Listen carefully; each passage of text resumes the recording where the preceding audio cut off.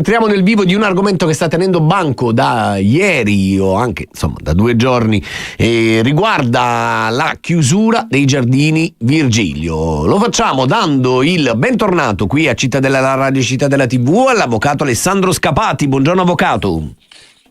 Buongiorno Francesco e ben trovato. Allora, l'avvocato Scapati è il difensore di Cosimo Palmisano, amministratore di fatto della Sergen SRL, che è la società che dal 2017 gestisce in concessione dal comune i giardini Virgilio. Corretto avvocato? Sì, esattamente, precisiamo che comunque il Palmisano svolge il ruolo di direttore generale, mentre la legale rappresentante dell'azienda è Palmisano Sara, che sarebbe la figlia. La figlia, benissimo. Quindi, allora, esattamente. Tutti abbiamo visto sui social, insomma gran parte di noi ha visto sui social lo sfogo fatto da Palmisano che dice: ci chiudono i giardini Virgilio, non è colpa nostra, ci tolgono le licenze, mettono per strada 40 persone, abbiamo versato 450.000 euro dal 2020 a oggi. Ora, ho letto le carte che hanno portato al sequestro, perché noi dobbiamo fare innanzitutto una distinzione. C'è una parte penale da un lato che riguarda le aree esterne, e cioè l'abusivismo edilizio sui gazebi, 13 gazebo più o meno, insomma, che sarebbero sorti senza autorizzazione, e dall'altra una parte amministrativa, il comune che nei giorni scorsi ha revocato definitivamente la licenza, la chiuso la concessione. Ecco, allora andiamo per gradi, procediamo dalla parte penale. Strutture abusive riscontrate dalla procura di Taranto, che sarebbero nate senza autorizzazione, avvocato. Allora, qui c'è una vicenda che è ancora in corso di accertamento da parte degli inquirenti, nel senso che una parte di queste strutture erano già, parrebbe essere già preesistenti rispetto alla concessione, o meglio alla convenzione che la Sergen, in persone di Palmisano Sara, ha stipulato con il comune di Taranto, mentre per altre si tratta comunque di opere facilmente rimovibili e riguardano sempre la zona esterna. Parliamo quindi l'aspetto penale attiene alla zona esterna.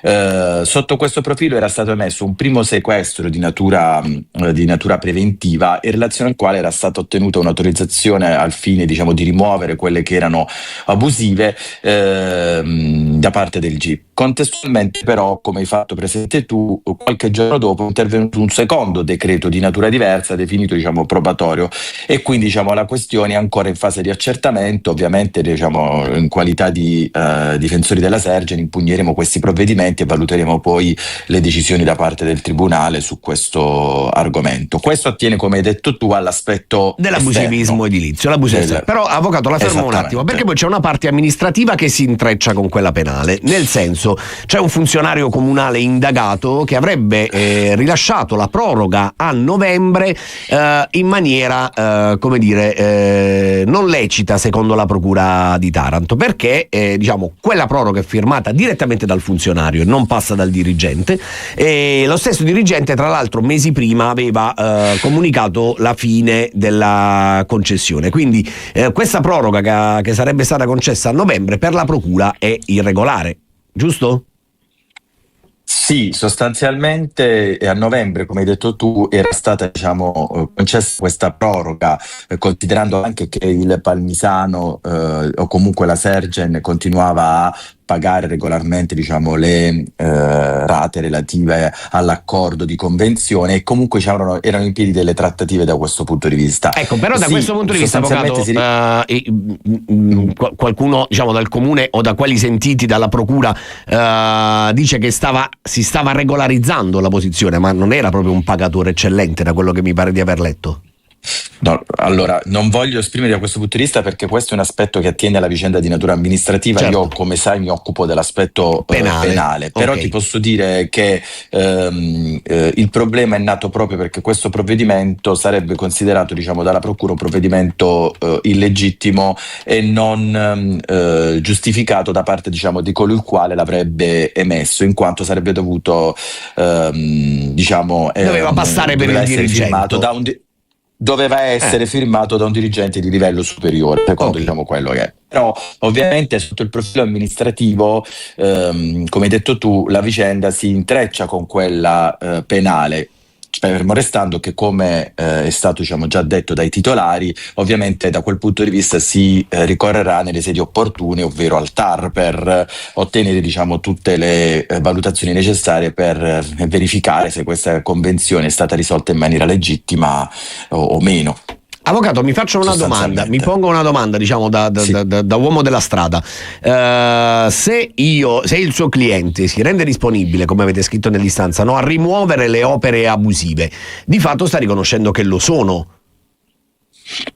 Attenzione, c'è una problematica da questo punto di vista. Ci sono dei gazebi che comunque diciamo sono facilmente removibili, in relazione ai quali